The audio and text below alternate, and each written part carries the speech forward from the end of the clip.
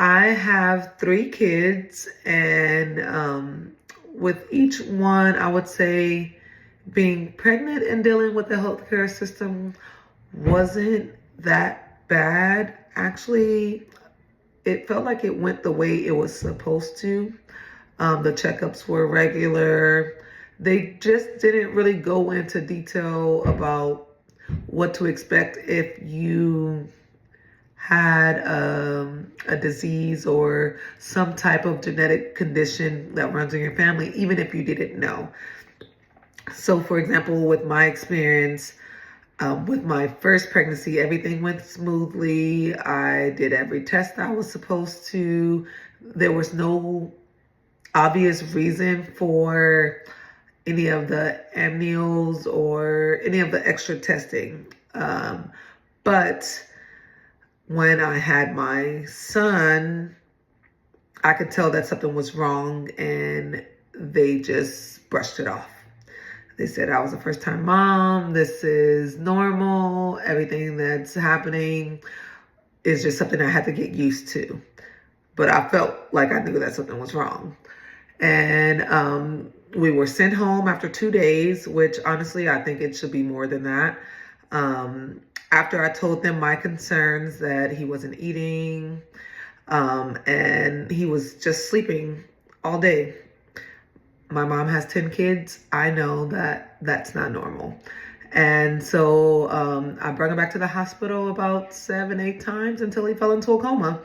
And then they said something was wrong with the baby. So do I think that it's necessarily the healthcare system while you're pregnant that's the problem? No, I think it's more so after the baby's born. If the mom says something is wrong with the baby, most of the time you should listen to the mom. Just from my experience. Thank you.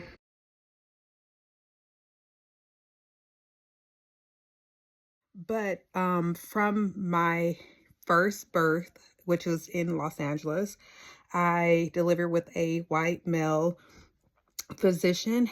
Um, and one day, I would say a couple of hours after I gave birth, um, he came in and said, I can go home. And then I told him that I was still tired. I needed rest and I needed to recover. He said, "This is not a hotel. I have other patients to serve. Like, you need to go." And I was young at this time, and so I packed up my things and I left. And that was the care that I received. And even after, because I had ripped, and the stitches was supposed to dissolve. Dissolve to me means like, icicle, like it melts away. You're not seeing it. I saw the stitches in my hand and just feeling throbbing pain. No one explained to me that the stitches fall out. The stitches does not dissolve. They actually fall out. And so I had, kind of a panic because I thought that, you know, my vagina was reopening. But so there was no care and concern for the afterbirth of me. But now here in Huntsville, I actually have a Black male doctor that I feel takes excellent care of me. He listens to my concerns. He even when I tell him the things that's going on, he's like, okay, let's do this test, let's do that test. And he's very attentive to all of my needs. And all of my experiences after the one that I had in California have been A1, 10 out of 10 recommend.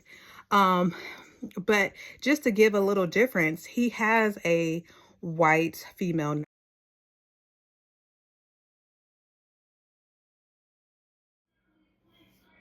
In my opinion, Black women are more likely to die during pregnancy and labor because in our cultures, we are taught to take on more stressful jobs. We're taught to put ourselves last um, in everything, really. And I think those things add more stress to us even before we've had a chance to become pregnant or even get into labor. So I've been learning in psych class that each of us are all we're all products of what happened before us. And I think over time, with all of our mothers and mothers' mothers constantly being under all of that stress, now, really at the time when we're having children, we don't even have to be under much stress anymore. The stress generationally already has put us at a disadvantage.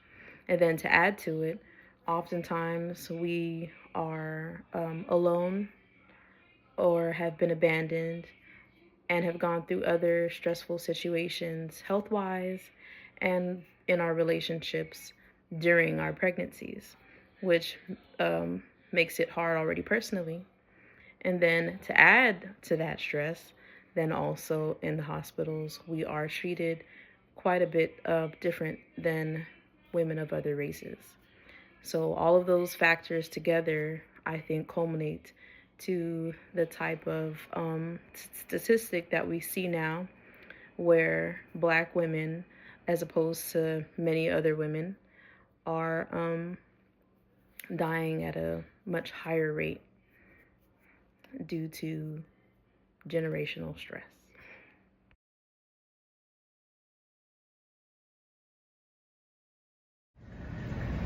As a healthcare provider, I believe that there are many barriers that can be broken down so that Black women can be treated fairly. One of the main barriers, I believe, is just racial systemic behavior. You know, there are plenty of diverse hospital personnel from different backgrounds, and obviously they have biases against Black women, Black people on a whole, especially mothers. I have noticed that if you are a Black mother who doesn't have the father there with you when you're giving birth, you are treated differently. If you're unmarried, you're treated differently because of the stigma that they have on us as Black people, as Black women on a whole. You know, I've heard nurses, say that, she's young, she's another young Black mother, she's just another young ghetto patient having a child.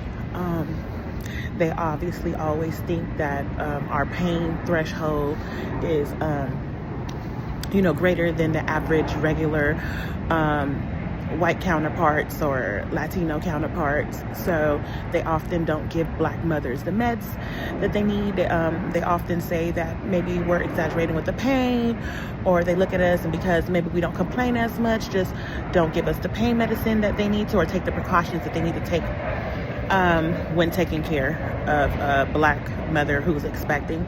Our lab values are always override, because as you know, Black women and Black people on a whole are often diagnosed with hypertension, which can lead to preeclampsia a lot of the times when you're pregnant. And there are protocols that should be followed, and a lot of times, a lot of patients get overlooked.